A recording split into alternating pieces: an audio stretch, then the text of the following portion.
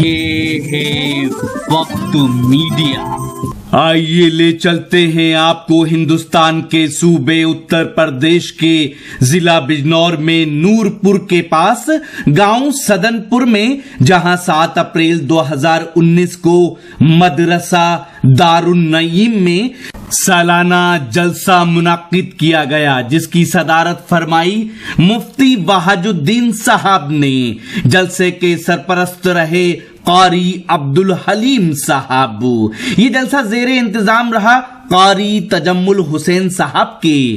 اس جلسے کے کنوینر رہے قاری رضوان صاحب۔ اس مدرسے کے محتمم ہیں عاشق پردھان صاحب، اور مدرسہ کمیٹی میں محمد عمر، محمد نفیس، محمد زاہد حسین کے نام سر فہرست ہیں۔ مدرسے کے ناظم ہیں ماسٹر ریاض الدین صاحب، اور مدرسے کے اساتذہ ہیں مولانا شمشاد صاحب، حافظ طاہر صاحب، ماسٹر اصغر علی صاحب اور ماسٹر معراج صاحب۔ آئیے اب آپ کے اس عظیم الشان بافیض روحانی اجلاس کا آغاز اللہ کے اس کلام سے کر لیا جائے کہ جس کی آیتوں میں صداقت و حقانیت کا راز پنہا ہے، جو دافع بلیات، حل المشکلات، شافع ارواح بھی ہے، جو رہتی دنیا تک کے لیے ایک تحدی اور چیلنج ہے کہ جس کے سامنے بڑے سے بڑے فصحا بلغا حیران و ششتر رہ گئے، جس کی جامعیت و معنویت، جس کی فصاحت و بلاغت ہر صاحب علم و عمل، فکر و نظر پر واضح ہے، جس کا پڑھنا بھی عبادت ہے، جس کا سننا بھی عبادت ہے، جس کا دیکھنا بھی عبادت ہے، اور جس سے محبت کرنا بھی عبادت ہے۔ کسی شاعر نے کیا ہی خوب ترجمانی کی ہے کہ تعظیم جس نے کی ہے رب کے کلام کی، جاگیر اس کو مل گئی دارالسلام کی، جس کا پڑھنا، جس کا سننا، دیکھنا بھی کار ثواب ہو، بنی ہے یہ حصہ عظمت اسی قرآن کی۔ آئیے اس سعادت کو حاصل کرنے کے لیے چلتے ہیں اب ہم اس شخصیت کے حضور کہ جس کو اللہ نے بڑی سادگی عطا فرمائی، جو آج ہمارے ضلع بجنور کی ترجمانی ہندوستان بھر میں کرا رہے ہیں۔ فخر بجنور، ماہر فن تجوید و قرات، رفیق محترم جناب حضرت قاری حسیب الرحمان صاحب، استاد شعبہ تجوید و قرات، مدرسہ اشاعت العلوم قصبہ مانیہ والا، نہایت ہی ادب و احترام کے ساتھ ملتمس ہوں ان 4 مصروں کے ساتھ کہ کبھی یاسین پڑھتا ہوں، کبھی رحمان پڑھتا ہوں، اتارا ہے جسے رب نے وہی فرمان پڑھتا ہوں، رسالے اور ناول پڑھو تم شوق سے، لیکن خدا کا فضل ہے مجھ پر جو میں قرآن پڑھتا ہوں۔ جناب حضرت قاری حسیب الرحمان صاحب آج کے اس اجلاس کا بابرکت آغاز فرما دیں۔ السلام علیکم ورحمۃ اللہ وبرکاتہ۔ اعوذ باللہ من الشیطان الرجیم۔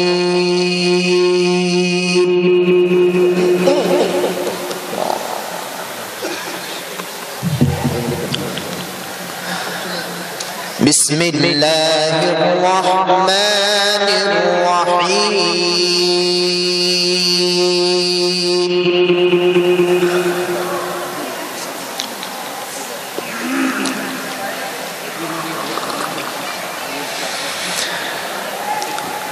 سنت من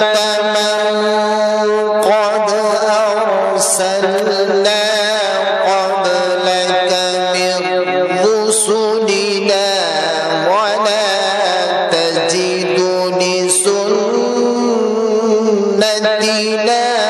تحویلا۔ ماشاء اللہ۔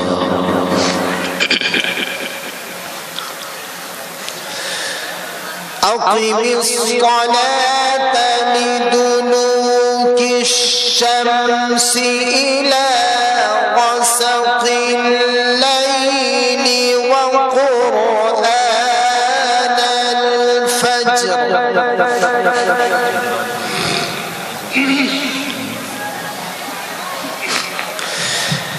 إن قرآن الفجر كان مشهودا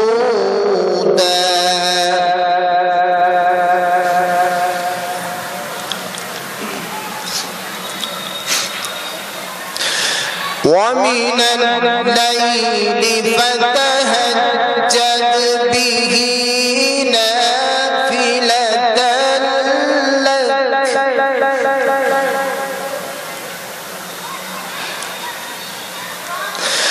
عسى أن يبعثك ربك مقاما محمودا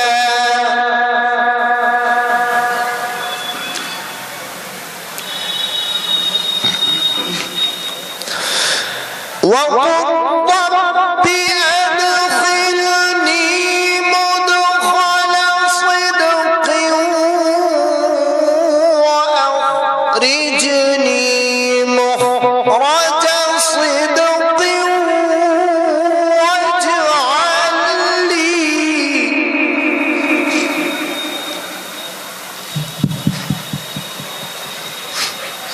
واجعل لي من لدنك سلطانا نصيرا. ما شاء الله.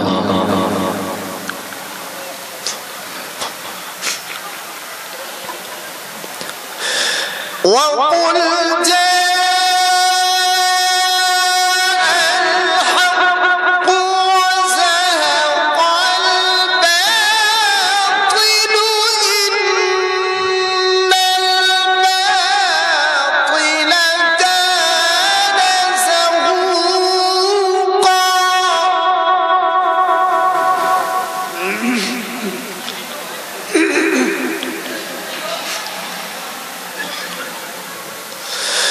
وننزل من القرآن ما هو شفاء ورحمة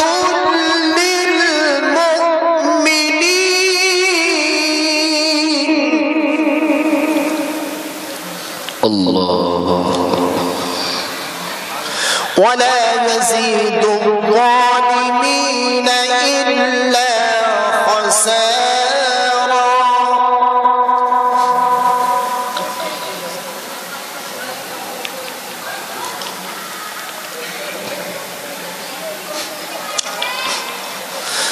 وقل رب أدخلني مدخل صدق وأخرجني مخرج صدق واجعل لي من لدنك سلطانا نصيرا.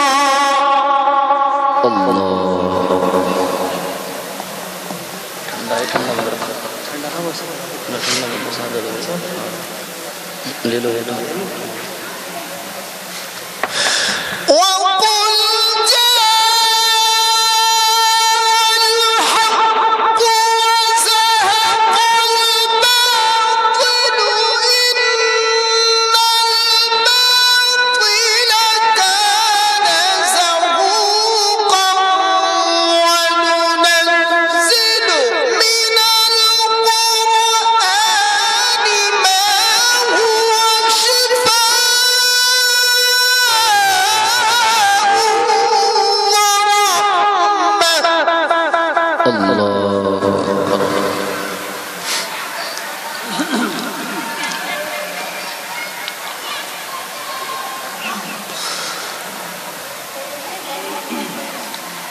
ما هو شفاء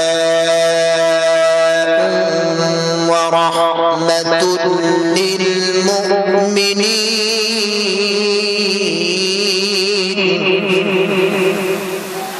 سبحان الله.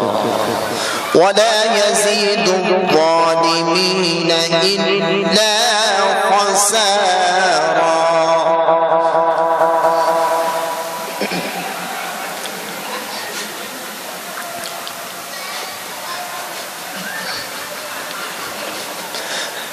وقل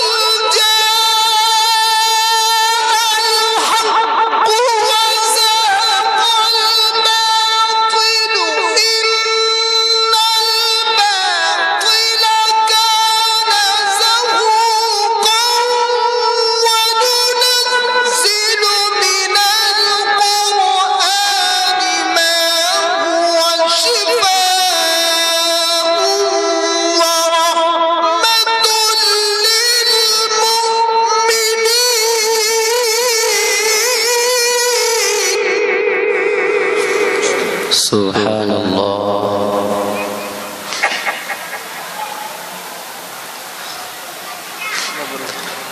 ولا يزيد الظالمين إلا خسارا.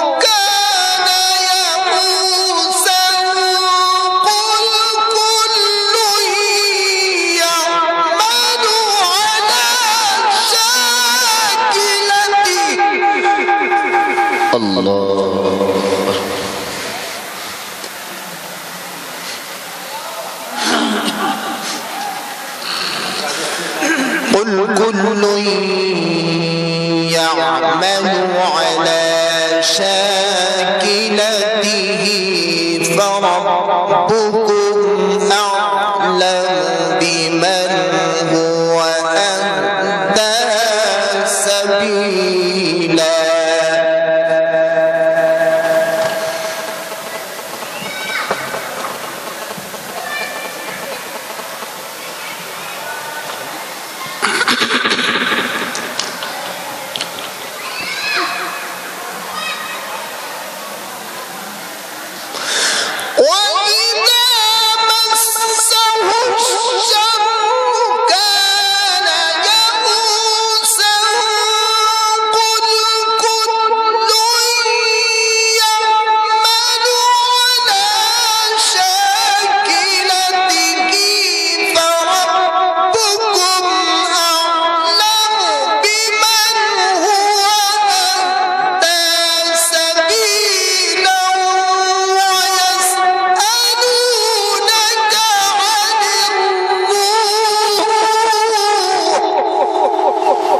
حياك الله.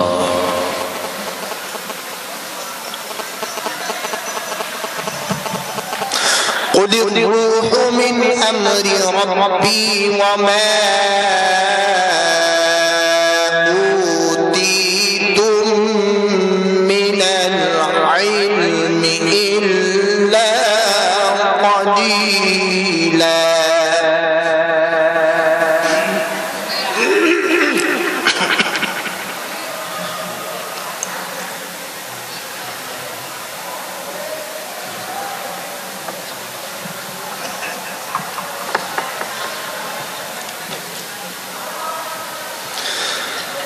بسم الله الرحمن الرحيم.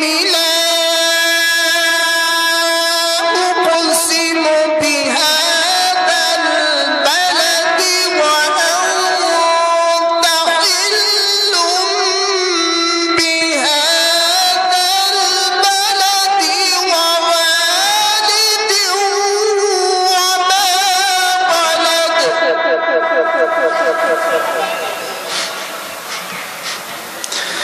لقد خلقنا الإنسان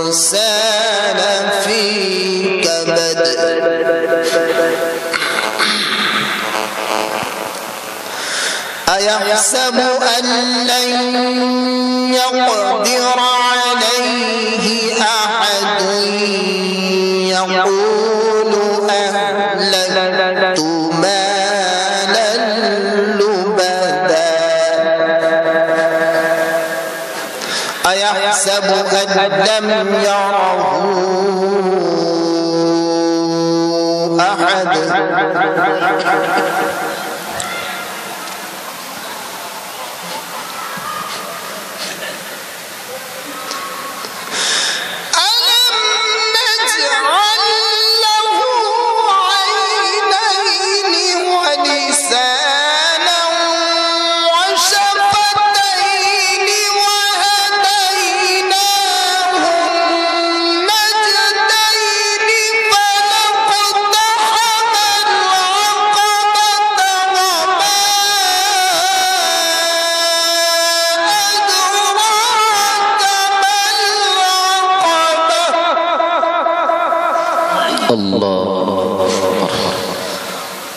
فك رقبة أو إطعام في يوم ذي مسغبة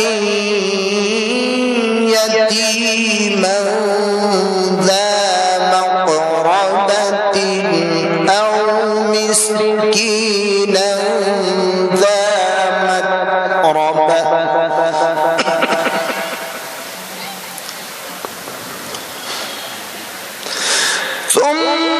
ثم كان من الذين آمنوا وتواصوا بالصبر وتواصوا بالمرحمة أولئك أصحاب الميمنة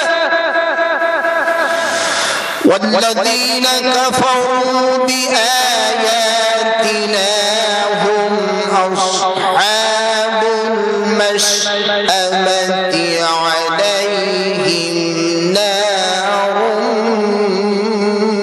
مؤصدة صدق الله العظيم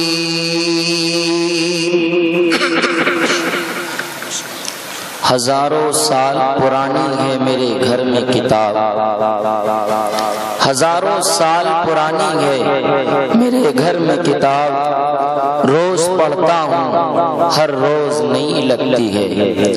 जहाँ में सब किताबों से भला कुरान होता है, इसे पढ़ने से रब राजी खफा शैतान होता है। और कलामुल्लाह को सीखो सिखाओ ए मुसलमानों, जहाँ में सबसे बेहतर साहिबे कुरान होता है। हजरत कारी हसीबुर रहमान साहिब उस्ताद शोबे तजवीद व किरात मदरसा इशाअतुल उलूम कस्बा मानिया वाला जिला बिजनौर, जो आज के इस खूबसूरत इजलास का आगाज अल्लाह के बाबरकत कलाम से कर रहे थे। अल्लाह रब्बुल इज्जति वल जलाल हजरत कारी साहब की उम्र में बरकत अता फरमाए। आज ही YouTube पर हमारा चैनल वक्त मीडिया ज्वाइन करें। YouTube के सर्च ऑप्शन में जाएं और लिखें वक्त मीडिया, लिखकर हमारे चैनल को सब्सक्राइब करें और घंटी वाला आइकन क्लिक करना ना भूलें, ताकि आपको लेटेस्ट मुशायरे, कवि सम्मेलन, नातिया मुशायरे, जलसे, कॉन्फ्रेंस और दीगर प्रोग्राम की अपडेट घर बैठे मिले। कॉन्टैक्ट नंबर है 9997640286।